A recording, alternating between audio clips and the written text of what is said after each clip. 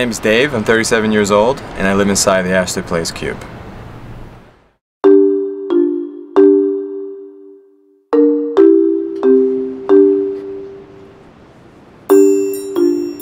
The real name of the cube is the Alamo. It was created by Tony Rosenthal, who was an artist in the 1960s, and it was a gift to the good people of New York City. But the people here in New York City still call it or refer to it as the Astor Place Cube. I moved into the cube a couple of years ago. I was getting burnt out and overwhelmed with life in general, so as a writer, I didn't want to leave the city, so I had to find a way to feed off the creative energy of the city and still be out of sight. So I saw the cube, I passed by it one day, and I said, you know, wouldn't it be great for me to live in there?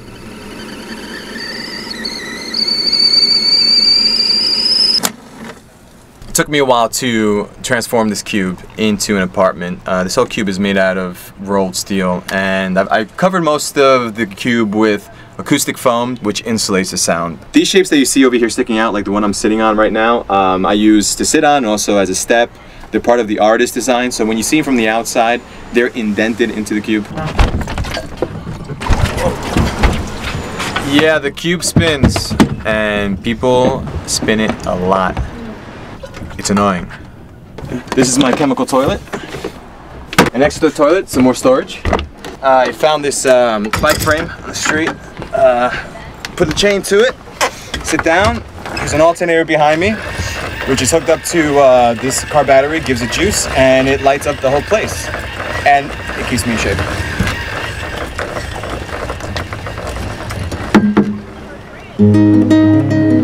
It's important for me to lead a healthy lifestyle, so I stay fit, I stay active, I eat well, I play guitar, I write my own songs. It's great living here because I don't have to pay rent, I don't have to pay bills. Pretty much I'm free to do whatever I want without having to worry about this aspect of life.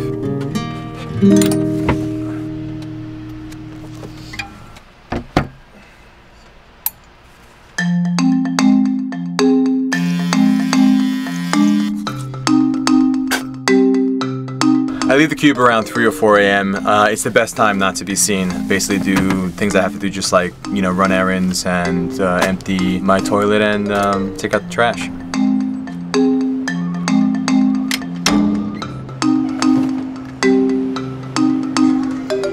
That's the beauty of living in New York City, that you can do all these things 24/7. And by the time people start going back to work, I'm back in the cube. So I'm moving out. I originally moved in here because of the chaotic world around me, you know, the texting, the emails, the phone calls, the social media. I just didn't know how to deal with it, and moving into the cube was my solution to escape all this. I don't have Wi-Fi here, I'm not connected to the internet, but I discovered Will, which is a great meditation technique.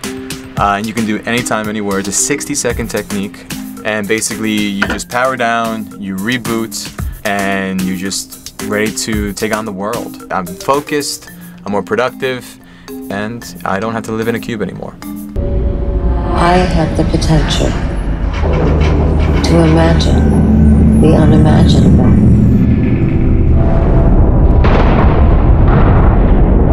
Think the unthinkable. See the unseeable.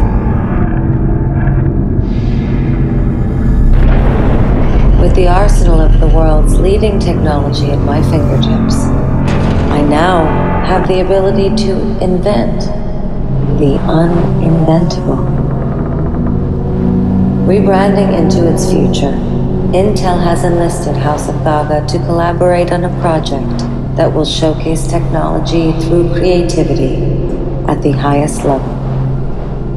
Our partnership will culminate in a performance that inspires to remind the world of the seed of innovation, the wizard behind the curtain, the mind behind the machine. Intel. Gaga. Introducing the new horizon for Riyadh, a new icon, the Mukaab, the world's first immersive experiential destination.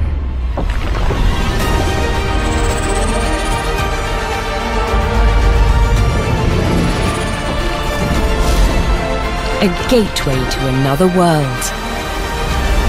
Step inside and it's unlike anything you've ever seen, at a scale that's unprecedented, big enough to hold 20 Empire State Buildings, where you and those around you enter a new reality, transporting you to Mars one day and magical worlds the next, where your retail experience is completely reimagined, and hospitality, leisure, and entertainment reach new levels, all in breathtaking, ever-changing environments.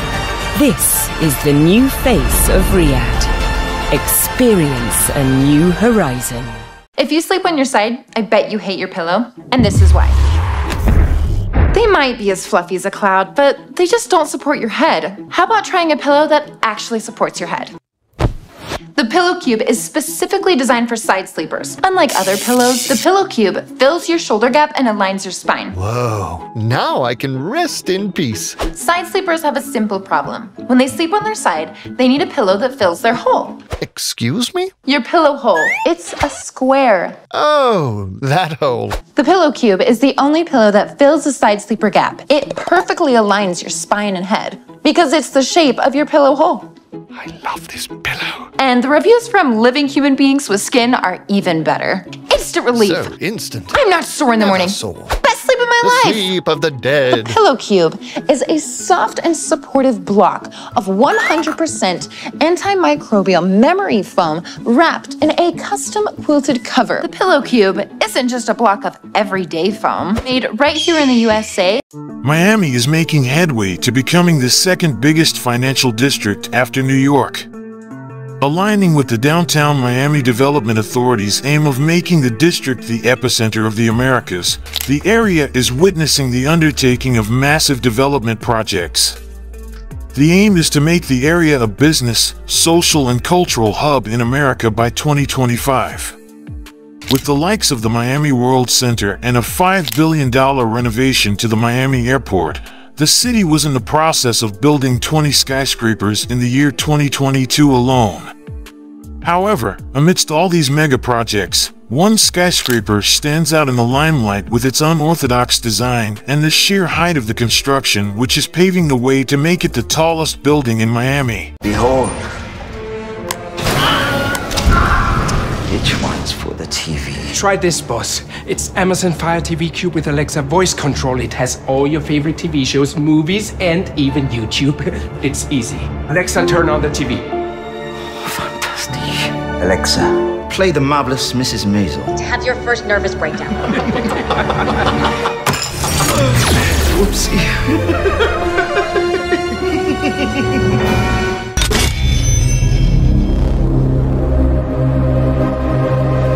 Before time began, there was the Cube.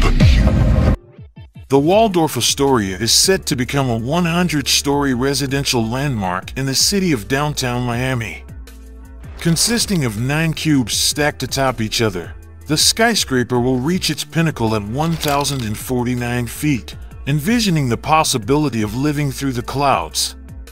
The billion-dollar property will consist of 360 private residences as well as a further 205 guest rooms and suites in the Hilton 5-star hotel. The state-of-the-art luxury property is located at Biscayne Boulevard, the longest road in Miami, overseeing South Beach, Freedom Tower, and Flamingo Park. Not only is this construction making headway to becoming an iconic landmark in terms of dimensions, but also as a combination of modern design and smart home technology, infused together with hotel-grade amenities. With interesting features with regards to design, architecture, and construction, the Waldorf Astoria makes a bold statement as a brand of hospitality in the thriving megapolis of Miami. The Waldorf Astoria Miami was initiated in 2021, with the groundbreaking happening in summer 2022. The project is expected to be completed in 2026. The unusual design of the Waldorf Astoria Miami is to be credited to Cedar Suarez Architects and Carlos Odd, who stated that they intended to create an architectural structure that defies the laws of gravity. What is gravity? You have no idea. Okay, next question. I don't know. Nobody in the entire world knows why that falls. So what is pushing this? Here. Why does that fall? Newton didn't know. We can describe it pretty accurately, but no one knows why. We can describe gravity. We can say what it does to other things. We can measure it, predict with it. I don't need a computer to get a kid interested in that. To spend a week playing with gravity and trying to understand it and come up with reasons why. So what is pushing this? I don't know. Nobody knows why. So Newton simply threw his hands up and said, I don't know. So I'm going to invent something called gravitational pull. The skyscraper consists of 9 glass cubes that are stacked off axis to the center. This rotation and placement of the cubes allows for a unique view of the surrounding from each block, and it also serves as an optical illusion, making the building appear taller than it actually is. Cubes 1 to 3 are reserved for the Hilton Hotel. This includes all the hotel facilities of dining, rooms, suites, and function spaces. Cube 4 consists of studio apartments, and Cube 5, 6, and 7 consist of larger apartments. The Sky Collection condos are placed in Cube 8, while the topmost Cube 9 is solely dedicated for the penthouses. The building consists of a total of 17 elevators, of which 10 are reserved for the residential towers and 4 are solely for service.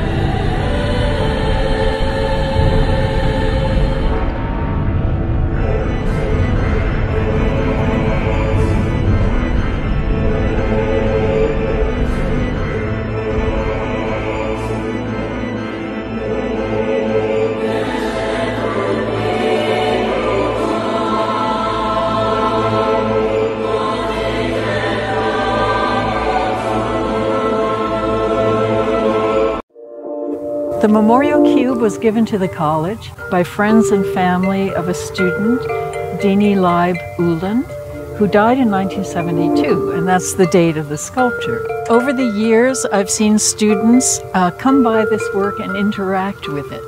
Indeed, it can spin on its axis, and students have had a great deal of fun with it.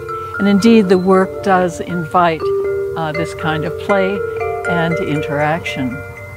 Now, Tony Rosenthal is a very well-known sculptor, and his works are in collections across the country.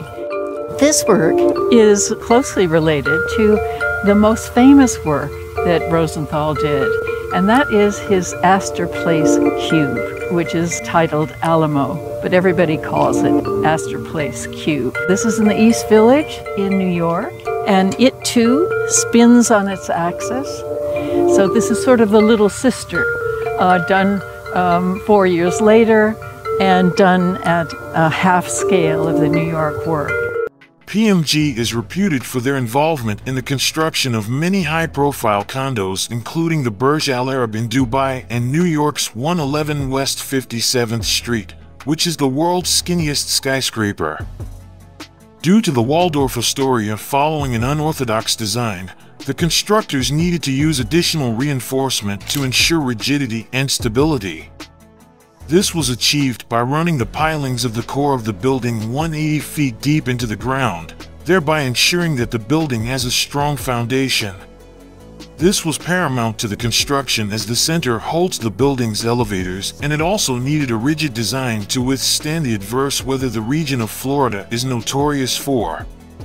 Also, to mitigate the risk of the building bending and swaying due to wind pressure, the engineers needed to build a solid foundation and further reinforce the structural integrity. If you were to make an entire mattress out of this thing, it would cost over $4,000. And if you're a roller, you can get the Pillow Cube Pro, designed to keep your spine aligned as you roll to and fro. And you can use the Pillow Cube all over your house. Flip it on its side for reading or watching TV. Use it for your laptop or travel, or for taking the best nap of your life. Seriously, it's the best. Each Pillow Cube comes with a custom-designed pillowcase and cover. And yes, you can wash the pillowcase and the cover too. What did you think we were? Barbarians? Haha. So do you wash the block of memory foam? You don't need to. The antimicrobial foam kills germs and eliminates odors. So buy your Pillow Cube at pillowcube.com today and bring an end to the pains of side sleeping. Seriously, buy it before it's too late. The Waldorf Astoria uses half-silvered mirror glass in its facade. This glass is transparent from the inside, allowing for a panoramic view of downtown Miami, while from the exterior it acts as a mirror, reflecting excessive light and also aiding to cool the interior space. Apart from achieving the shimmering aesthetic, the glass assists to fill almost all areas of the building with natural light. The glass used in the building is double-paned, meaning that there is a space between two sheets of glass which is filled with gas to make the pane more durable to weather conditions, and also acts as a soundproofing agent. The use of glass also makes the building eco-friendlier as compared to other buildings made of material that are not environmentally sustainable. The Waldorf Astoria is sailing smoothly towards becoming an iconic monument in the neon streets of Miami.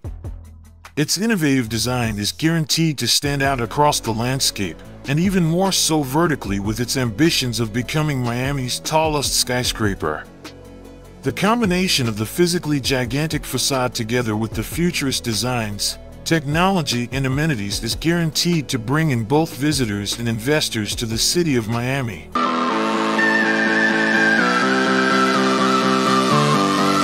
Consequently driving the city to becoming the financial, cultural, and social hub that it intends to become. What you're about to see is totally classified.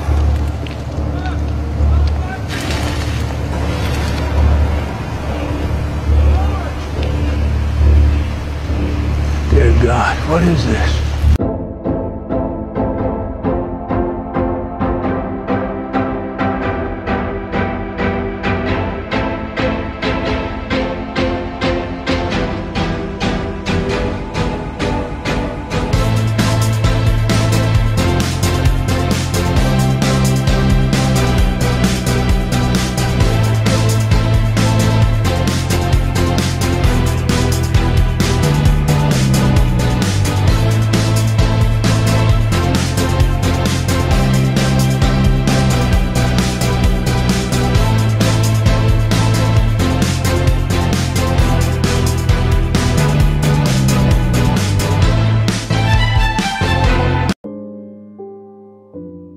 This is your station? But what am I actually doing here? I'm not gonna tell you. Don't worry. You're gonna figure it out.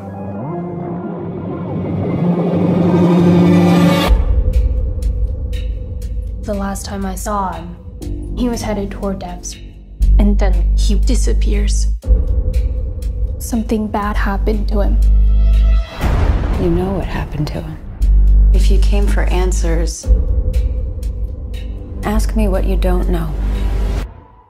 What is Devs?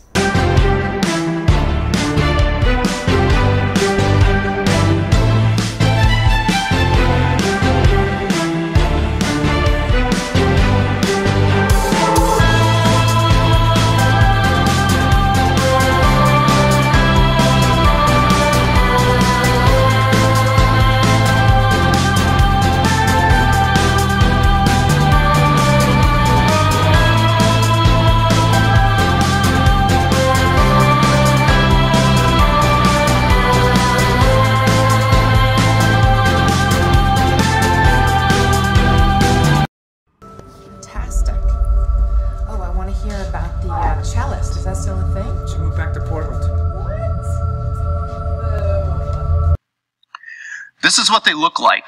There are two of them. These are from our lab in Burnaby in British Columbia. From the outside, they look like giant black monoliths. In the movie 2001, Arthur C. Clarke, very high Freemason, gives you the agenda of high Freemasonry, not the schmuckdom Freemasonry, but the high stuff. He gives you their agenda and their philosophy and their religion in the movie. And in the beginning of the movie 2001, made in the 1960s, they show you the ape men, you know, the hairy guys, supposedly. And the hairy guys are terrified of the darkness, and they quiver in their caves at night, and in the morning they go across to the watering hole and they meet this other tribe of ape men, and they shake their fists and so on each other, go through a little dance, a song and dance, and then they have a drink and sort of muffle off in their own separate ways, and that's how it's been going on forever. And in the little sequences around it, as they're showing you, they show you a pig, you see, as part of their religion, you understand all this later.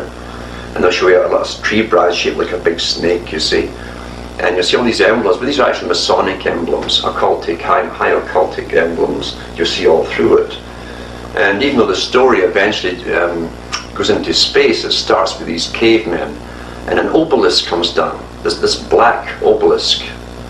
And in the book it's more detailed, because the obelisk pulls each caveman out one by one and makes them jump around and stuff, and it's testing them out to see who's got the best smarts. And it picks one of them, and one day at the watering hole, instead of going over and shaking their fists and yelling and screaming and then having a drink and going home, this one picks up a bone, because they love the skull and the crossbones, you know, of masonry, the pirate's flag. He picks up a thigh bone, and then he smashes his enemy over the water hole there, and he kills him. And they're telling you that's the right of might. The right of might. He who will kill is superior. As they give you religions about being meek and mild, they teach another one for themselves. Progress. You see, they have a thing called progress. They hate something called stagnant civilization, arrested civilizations. No, you must have progress. And progress to them is done through those who are willing to kill and become the top chutzpah, the king of the ape men. And then it jumps from there into the future, to the year 2001, and then a space journey occurs, supposedly on the trail of this obelisk that had been on Earth. You know. Ends up on Jupiter, but it's all occultic, it's nothing to do with space travel. There's a Masonic initiation in it. You'll see the computer HAL on board the spaceship traveling to Jupiter, kills off two of the guys that are with them, and then tries to kill off the third guy. He outsmarts it and disables it, meaning he overcame all the natural laws. HAL is the sun, like halogen, you know, halcyon the Greeks, HAL. And HAL, one letter after it, each one in the alphabet is IBM. You see.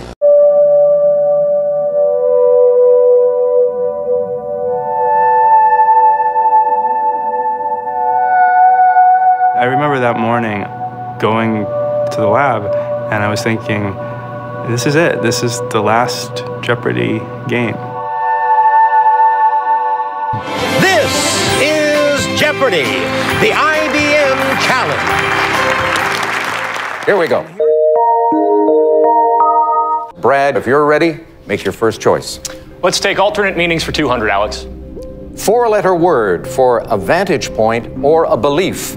Brad. What is a view? Yes. After the first clue of the game, which Brad won, I had just this horrible feeling at that moment that he was as good as everyone said he was, and he was just going to run the whole board on us. Watson. What is shoe? You are right. We actually took the lead. We were ahead of them, but then we started getting some questions wrong. Watson. What is leg? No, I'm sorry, I can't accept that. What is 1920s? No. What is chic? No, sorry. Brad. What is class? Class, you got it. Watson? What is Sauron? Sauron is right, and that puts you into a tie for the lead with Brad. The Double Jeopardy round of the first game, I thought was phenomenal. Watson went on a tear. Watson. Who is Franz Liszt? You are right. What is violin? Good. Who is the church lady? Yes. Watson. What is narcolepsy? You are right, and with that, you move to $36,681. The risk was, if Ken gets a daily double, bets big, gets it right, he's going to be well ahead. And then with that kind of lead going into Final Jeopardy, if he bets enough, he could end up winning the match. Ken. What's a committee? We got to find that last daily double. We got to find that last daily double. It was a crucial moment in the game. There was still a daily double on the board, and it was starting to become pretty clear that it was in the legal ease category. Let's go to legal ease for 1,200. Watson. What is executor? Right.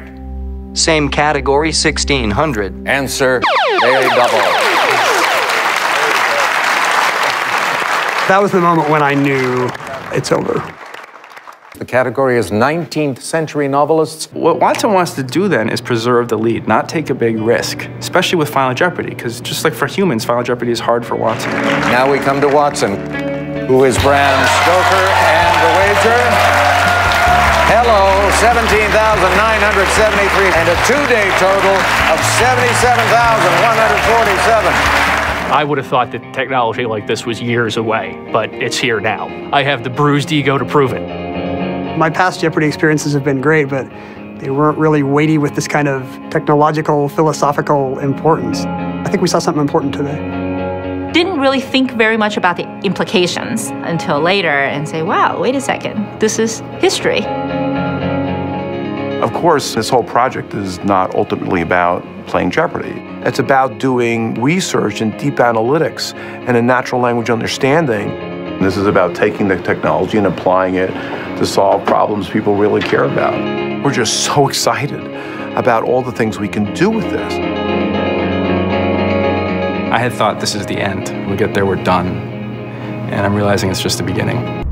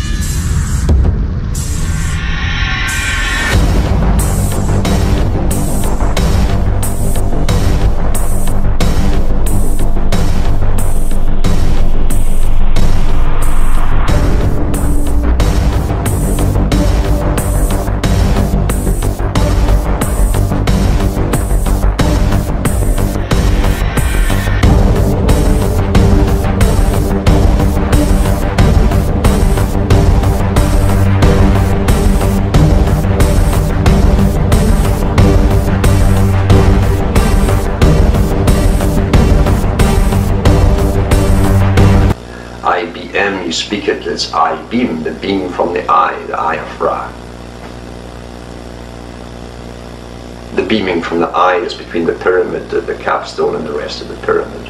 Well, I'm not spying. Aha, here it is.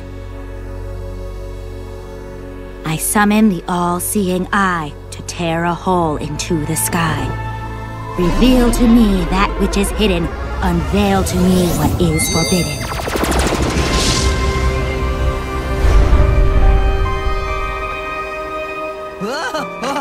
Don't worry, I've got you.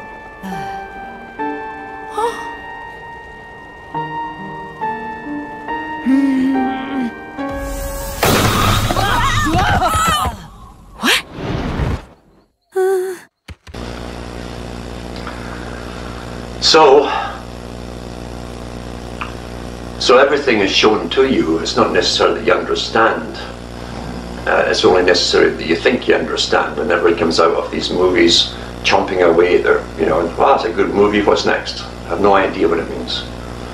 And in 2010, it's a follow-up to the movie, and it shows you what's supposed to happen in 2010. And so this big thing at the end, where this guy who escaped the computer, remembers, in the next movie, he's timeless, he's ageless, he's become a god because he overcame Halcyon, you see, the sun, the natural order. He overcame all the laws, and he's a god. And a new sun appears in the sky. But as above, so below. So a new sun will appear on earth, a messiah, a being, an entity, whatever it is that they bring forth to you. with much hullabaloo and fanfare, I'm sure.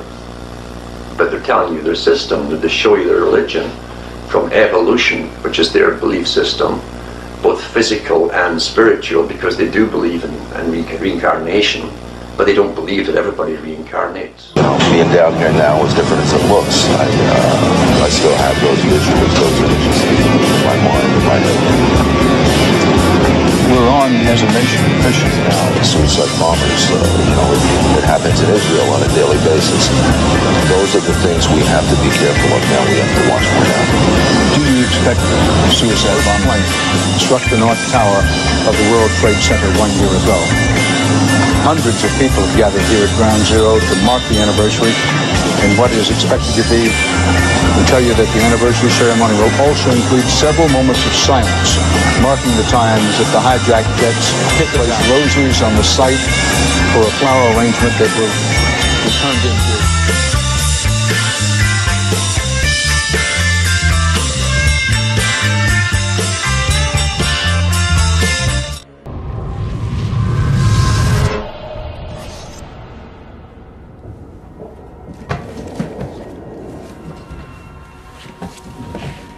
Hey!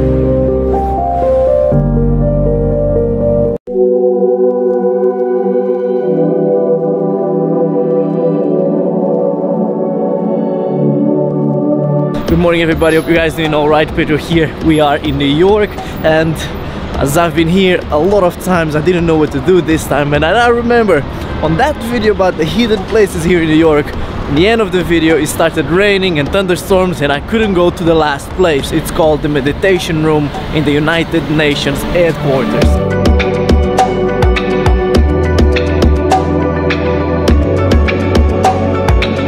So we passed through security and we got into United Nations building. We are just outside of it and we're gonna get in now. They didn't keep my camera though. Let's go in.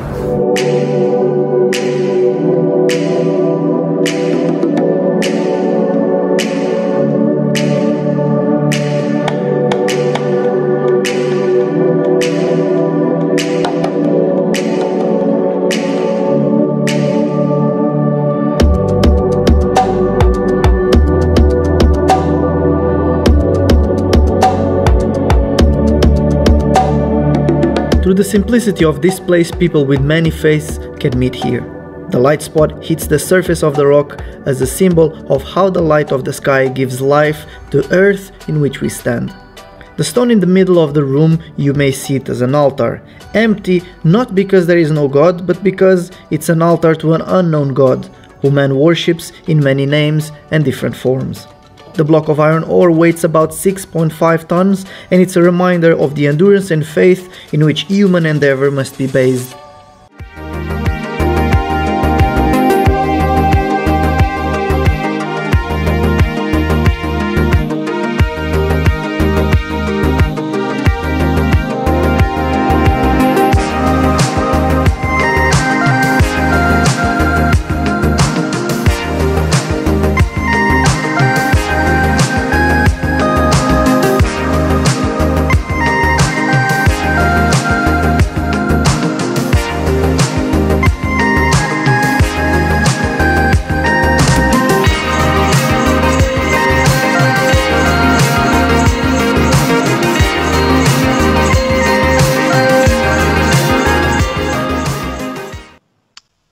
If there are technologies being built on this side, like the quantum computers that I'm going to launch into here in a moment, in its relevancy to the temple, Herod's temple, then would it not be reasonable to assume or to expect that these technologies that we are seeing that I call evidence of evil, such as AI, quantum computing, DNA modification, transhumanism, uploading our consciousness into a computer, robotics that are displacing people, I consider that evidence of evil.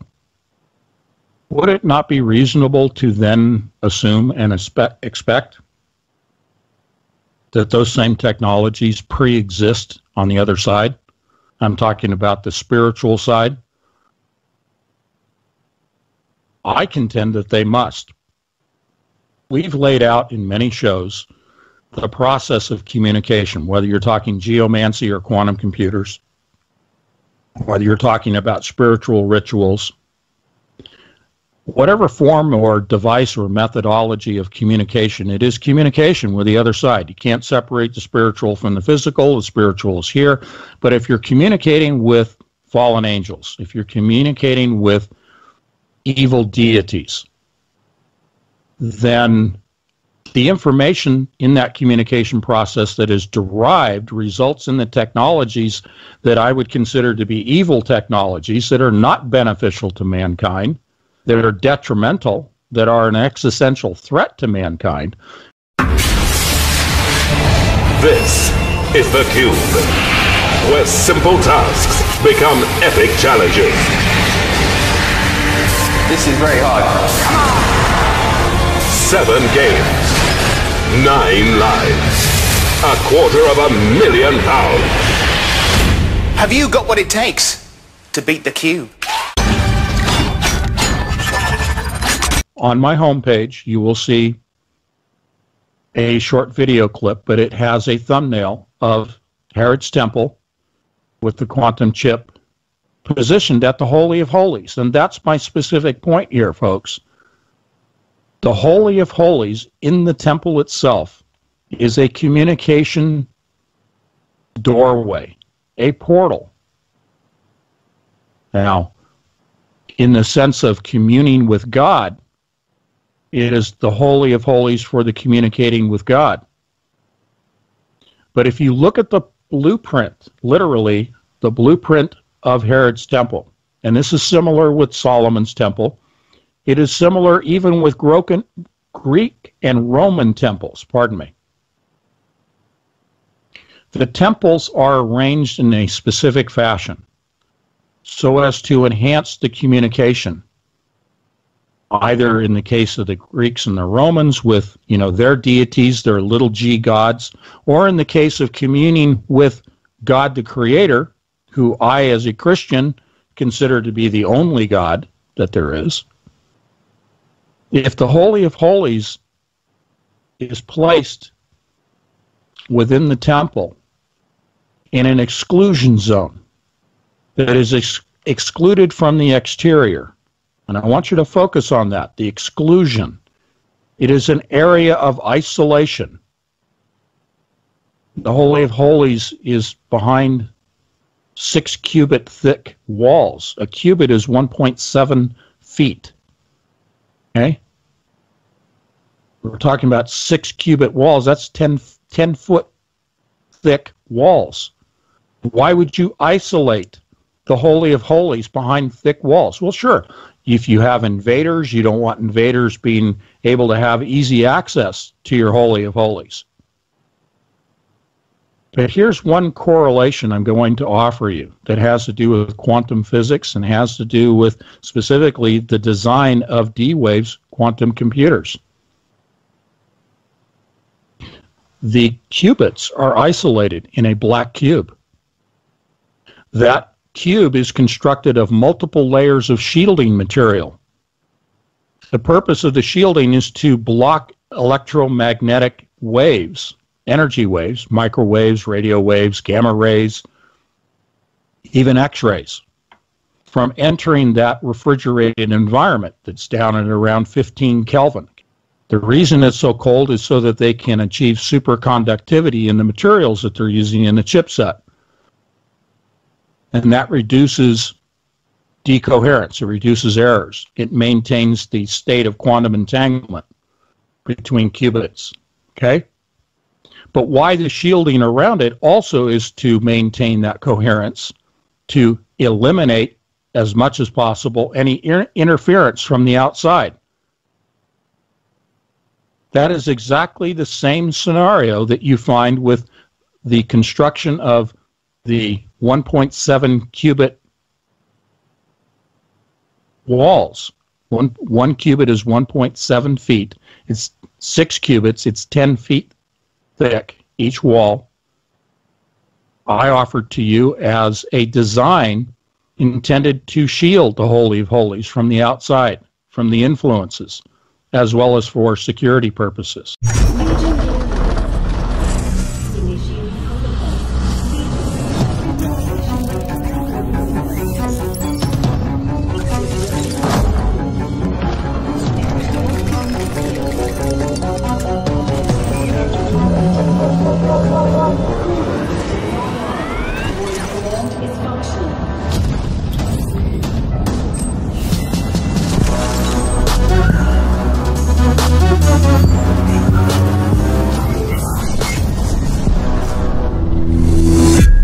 But let's get a little bit bigger on our example.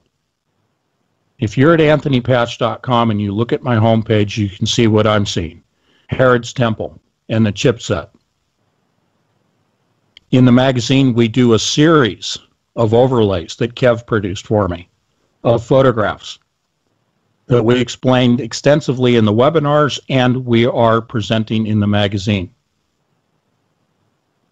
If you look at the wire connections that extend out from the chipset, and you look at the direction in which those wires are laid out, and you look at the connecting points, all of those things around the perimeter, which in the case of the temple itself are the outside perimeter walls with the area of the Gentiles inside,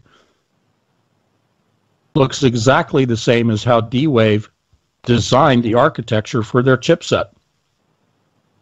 Within the Holy of Holies of the temple is where the communication takes place.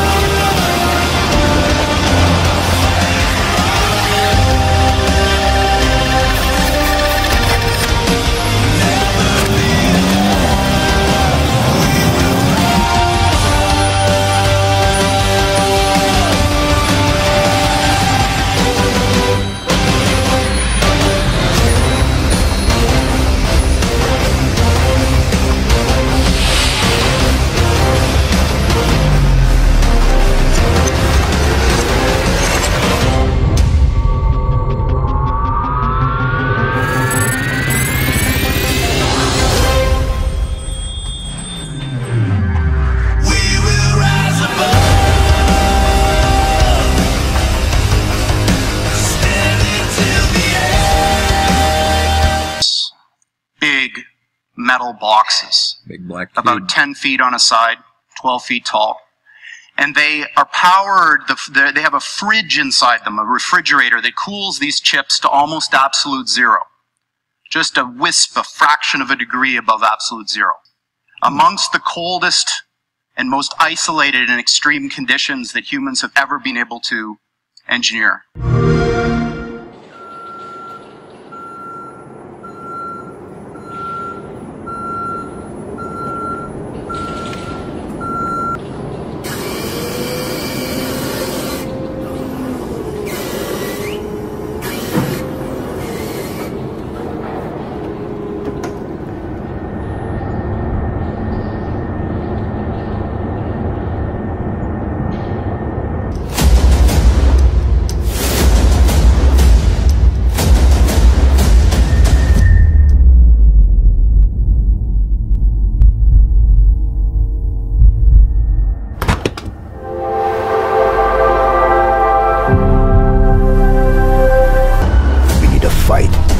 Get ready.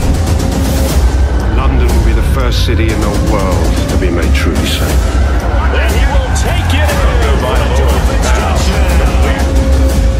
They're gonna mess up my tomatoes. You will crush our enemies.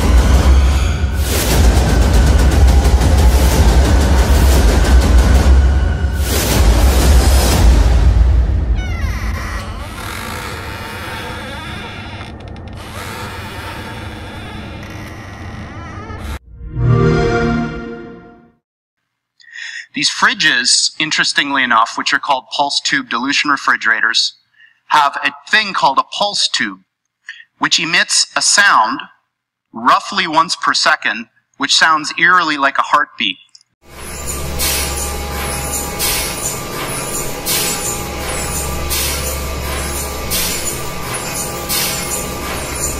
Welcome to Sounds of IBM.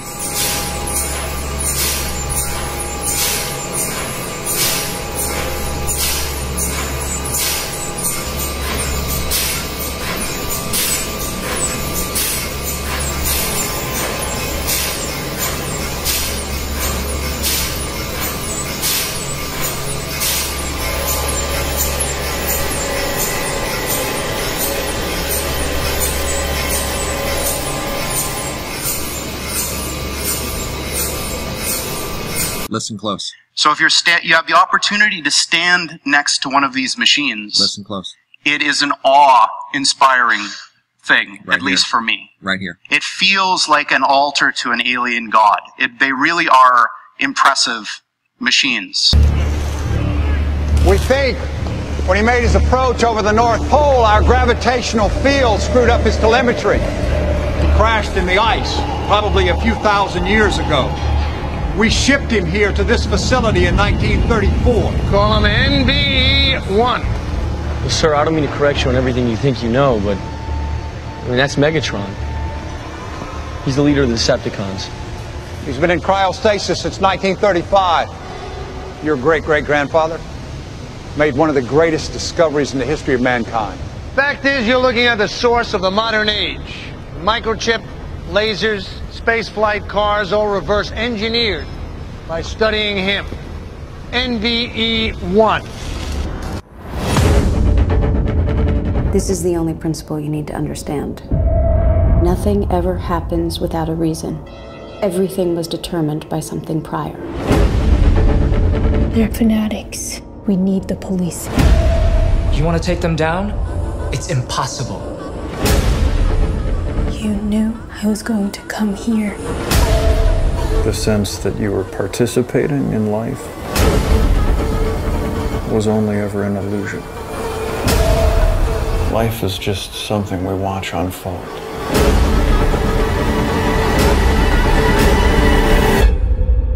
What's inside? Everything. When you move it, you're sort of making gestures or dancing with it. Another example of the interactions that this inspires.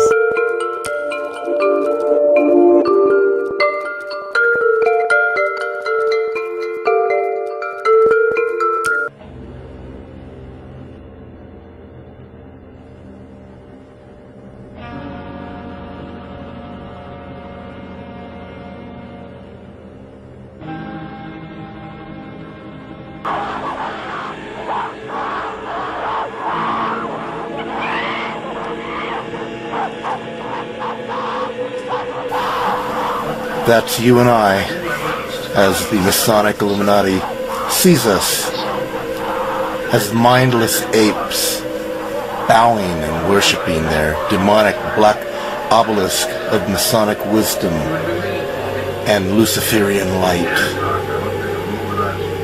Their cube, so they think, that's going to spark and create this new world order, this Luciferian Antichrist system that's about to come upon the entire world.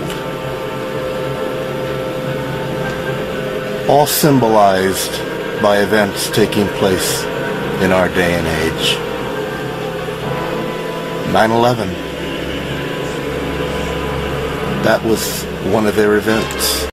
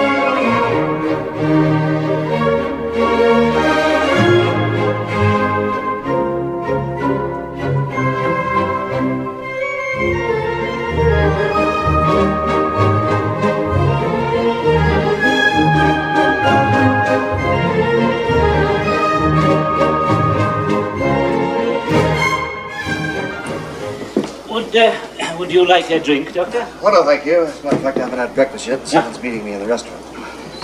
No, if you don't mind, I'll just sit with you a few minutes, and then I must be off. Are you quite sure? Quite sure, thank you. May I ask you a straightforward question? Oh, certainly.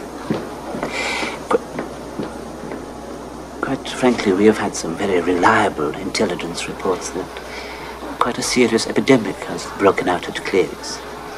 Something apparently of an unknown origin. Is this in fact what has happened?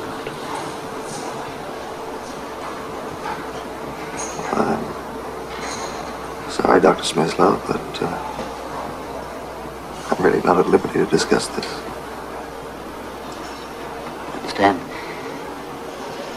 But this epidemic could quite easily spread to our base. We should be given all the facts, Dr. Floyd. Yes, I know. As I said, I'm not at liberty to discuss it. Now, I know there have been some conflicting views held by some of you regarding the need for complete security in this matter. More specifically, your opposition to the cover story, created to give the impression there's an epidemic at the base. I understand that beyond it being a matter of principle, many of you are troubled by the concern and anxiety this story of an epidemic might cause to your relatives and friends on Earth. Now, I'm sure you're all aware of the extremely grave potential for cultural shock and social disorientation contained in this present situation, if the facts were prematurely and suddenly made public without adequate preparation and conditioning. Well, I think that's about it. Any questions?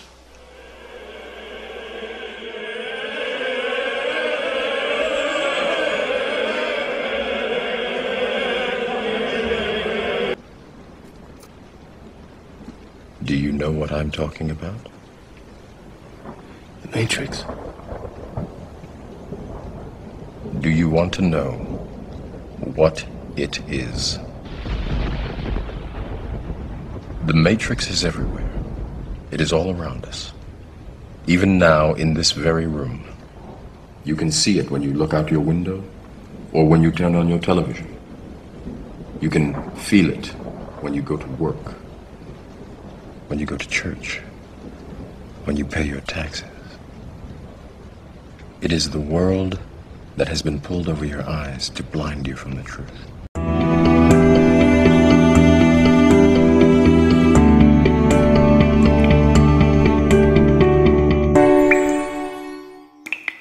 Come with me on a journey of imagination. Pretend, my friend, just for a little while, that you have never seen light before. Imagine all your life you have been living in total darkness. But you're not alone. There are people around you, but you have never seen their faces, nor have you seen your own face. All you have ever known was darkness, pitch black darkness. Then, all of a sudden, something happens. You are hearing some unfamiliar voices. They are coming closer and closer. And for the first time in your life, you see the flickering of a light. Strangers have entered your darkness. You are holding your breath. More and more strangers are arriving. They bring amazing things you never knew existed. They talk about ideas you have never heard before. Everyone around you marvels at these strangers. It's impossible to take your eyes off them. And with time, these visitors are no longer strangers. They have become friends with everyone around you. And yet, you sense something odd about them. Who are they, you wonder?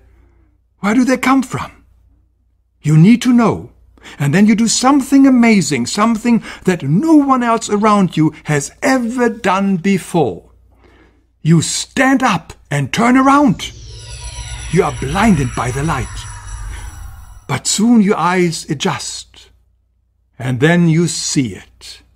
You see where these strangers come from and who they are. You have discovered their secret. These strangers are not real. They are projections. They are shadows.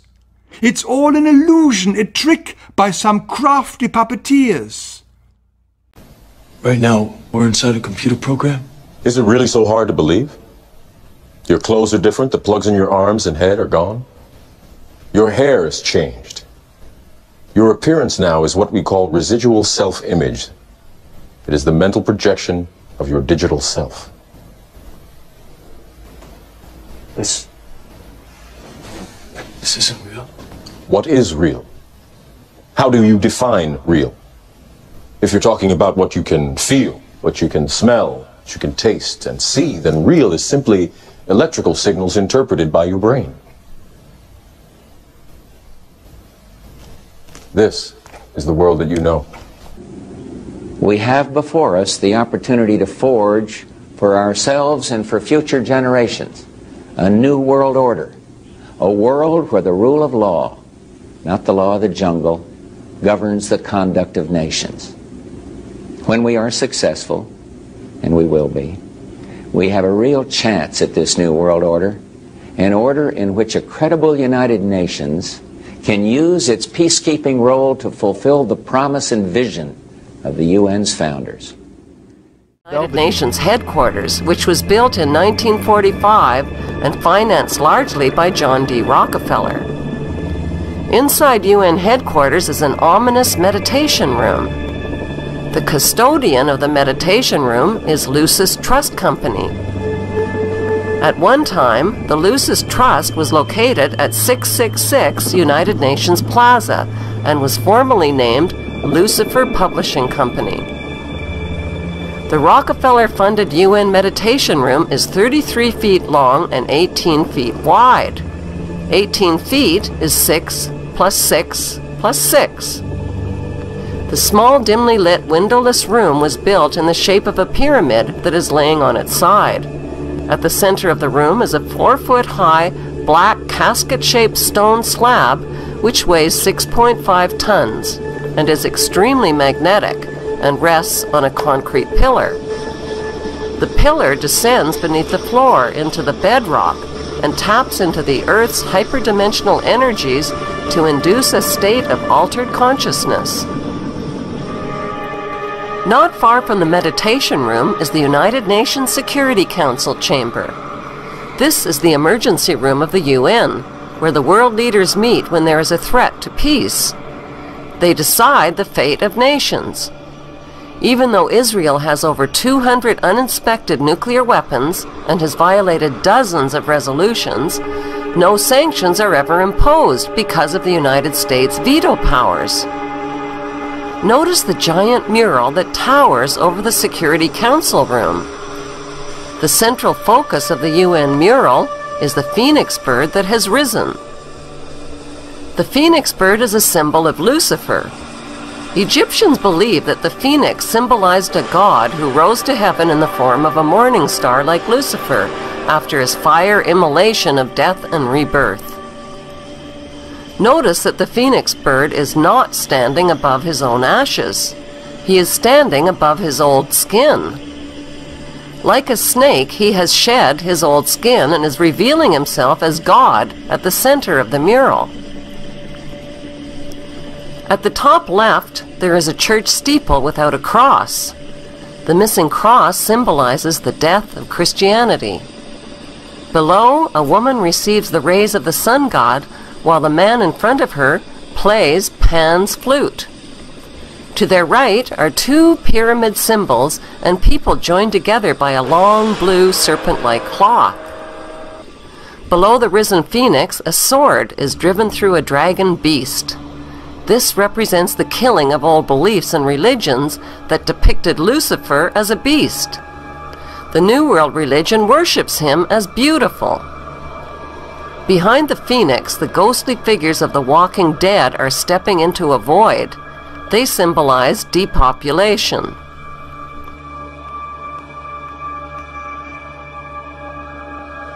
On the right panel, the pale horse from the book of Revelation is the bringer of death to humanity through weapons, hunger, and disease.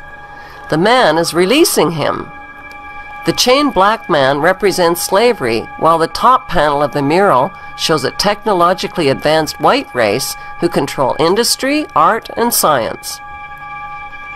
In this post-apocalyptic mural, the military man standing on the tail of the beast represents worldwide military power. He tips his helmet to the elite, who are climbing out from underground cities where they safely hid from the apocalypse. In the main oval panel above the phoenix bird, a woman is holding flowers. She is the bride in a wedding ceremony. Who are these newlyweds that are kneeling submissively beneath the serpent in the overhead tree? Could the newlyweds symbolize William and Kate? The serpent in human form is tempting the little girl Eve, who accepts the apple. On the right side of the top panel, a reptilian green creature with scaly skin is dancing with a naked woman while musicians entertain him. The general message of the UN's Phoenix Rising mural is that humanity is stepping into a new Luciferic reality. Beneath this disturbingly prophetic mural, world leaders make global decisions that affect the lives of nearly 7 billion people.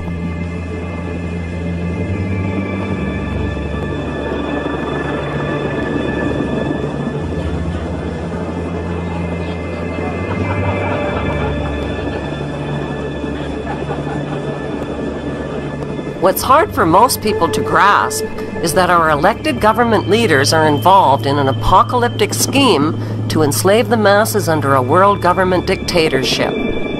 How do these leaders sleep at night? How do they live with themselves?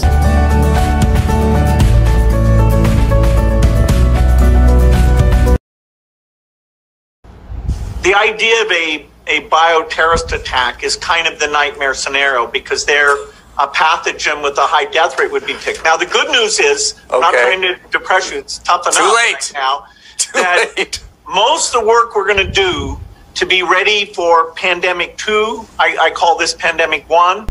The soft metals will cause them to lose their minds. We will promise to find a cure from our many fronts, yet we will feed them more poison. The poisons will be absorbed through their skin and mouths. They will destroy their minds and reproductive systems. They will see our products being used in films and will grow accustomed to them and will never know their true effect. When they give birth, we will inject poisons into the blood of their children and convince them that it's for their health. We will start early on when their minds are young. Taiwan, New Zealand, Australia, they took their experience and actually prepared, and so they moved a lot faster. So we, we'll have to prepare for the next one. That, I'd say is, will get attention this time. Will get attention this time. We will target their children with what children love most, sweet things. When their teeth decay, we will fill them with metals that will kill their minds and steal their future. When their ability to learn has been affected, we will create medicines that will make them sicker and cause other diseases for which we will create yet more medicine. We will render them docile and weak, so they succumb to us and our power. They will grow depressed, slow and obese. And when they come to us for help, we will give them more poison. I want to thank you all for being here to discuss a critical issue for our country's future. Winning the race to be the world's leading provider of 5G, cellular communications, networks. It's all about 5G now.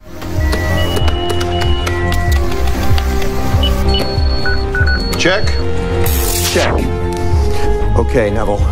In T-minus 3, 2, 1.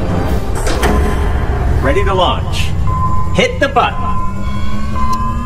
Here we go.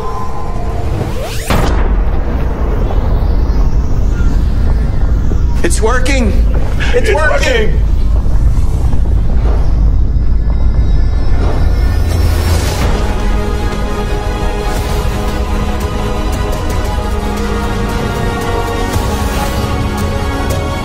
Nationwide 5G is live.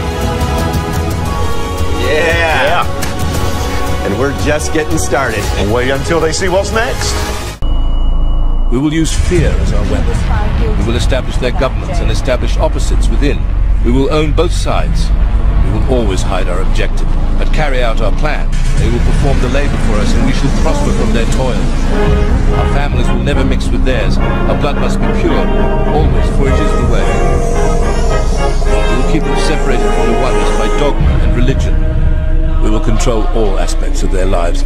We will make them kill each other when it suits us, and tell them what to think and how. We will guide them kindly and gently, letting them think they are guiding themselves. We will incite animosity between them through our factions. When a light shall shine among them, we shall extinguish it by ridicule or death, whichever suits us best. We will make them rip each other's hearts out and kill their own children. We will accomplish this by using hate as our ally, anger as our friend. totally, and never shall they see that from their conflicts we emerge as their rulers. They will be busy killing each other. They will bathe in their own blood and kill their neighbors for as long as we see fit. We will benefit greatly from this, for they will not see us, for they cannot see us. We will continue to prosper from their wars and their deaths. We shall repeat this over and over until our ultimate goal is accomplished. We will continue to make them live in fear and anger through images and sounds. We will use all the tools we have to accomplish this. The tools will be provided by their labor. We will make them hate themselves and their neighbors. This they must never know. We will always hide the divine truth from them, that we are all one. They must never know that color is an illusion. They must always think that they are not equal. Drop by drop, we will advance our goal. Laws that will steal the little freedom that they have. We will establish a money system that will imprison them forever, dipping them and their children in debt. When they shall band together, we shall accuse them of crimes and present a different story to the world. For we will own all the media. We will use our media to control the flow of information and their sentiment in our favor. Mr. President, earlier this year you told us you had ordered your administration to cease and desist on payments to journalists to promote your agenda. You cited the need for ethical concerns and the need for a bright line between the press and the government. Your administration continues to make the use of video news releases, which are prepackaged news stories sent to television stations, fully aware that some or many of these stations will air them without any disclaimer that they are produced by the government. Comptroller General of the United States this week said that raises ethical questions. Does it raise ethical questions about the use of government money to produce stories about the government that wind up being aired with no disclosure that they were produced by the government? There is a Justice Department opinion that says these pieces are within the law so long as they're based upon facts, not advocacy. And I expect our agencies to adhere to that ruling, to that Justice Department opinion. This has been a long-standing practice of the federal government to use these types of videos. The Agricultural Department, as I understand, has been using these videos for a long period of time. The Defense Department, other departments have been doing so. It's important that they be based upon the guidelines set out by the Justice Department. Now, I think it'd be helpful if local stations then disclose to their viewers if that's, that this was based upon a factual report and they chose to use it. But evidently in some cases that's not the case. So anyway. When they shall rise up against us, we will crush them like insects, for they are less than that. They will be helpless to do anything, for they will have no weapons. They must never learn this truth, for they will turn against us. For their work, they will be rewarded with earthly things and great titles, but never will they become immortal and join us. Never will they receive the light and travel the stars. They will never reach the higher realms, for the killing of their own kind will prevent passage to the realm of enlightenment. This they will never know. The truth will be hidden in their face. It will be so close that they will not be able to focus on it until it's too late.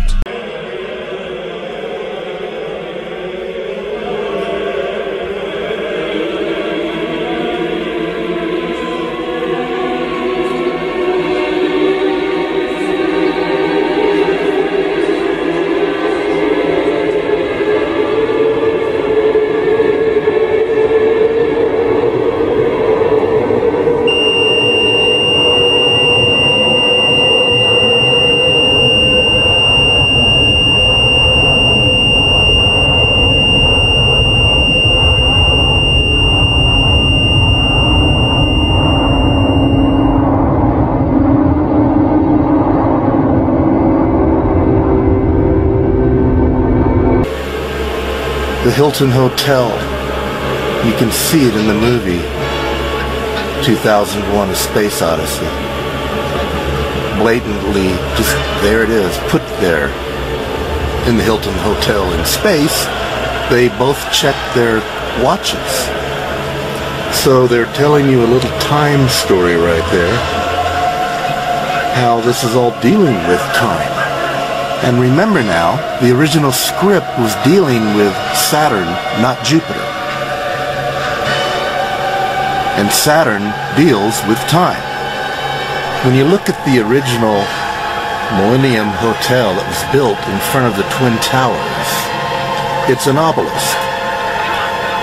They intentionally built it to look like the obelisk in 2001, and they even say so. In the original script, of course, it's a cube that they changed. The logo of the Hilton Hotel is two twin towers within the all-seeing eye. It also is a pause button. The pause button stops time. It freezes time. It's also a 6, which is a 9. It's 666, and it's all in the movie. When you look at another one of their hotels, it shows like a split down the middle, representing like 9/11 twin towers falling over. There are 5 pillars on each side, and it's split down the middle, and that's for the center column in all of the designs of Freemasonry. It's all there, represented. The monolith Hilton Hotel, representing the monolith. They even said that that's what it represents, officially. And there it stood in the middle, and it still stands to this day.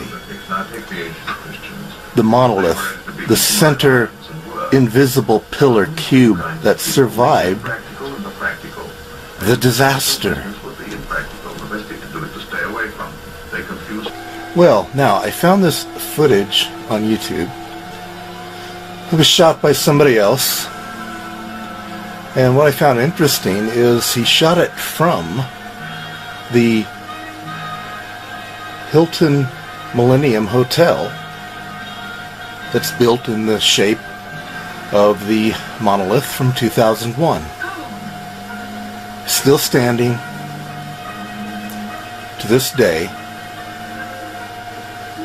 And he's shooting outside of the window, looking at the 2 memorials for the Twin Towers and the Freedom Building and some other buildings. I mean, don't you find it strange that this thing survived? I mean, they really planned this out pretty well. They made only what they wanted to come down. The perfect demolition, but that's how they did it.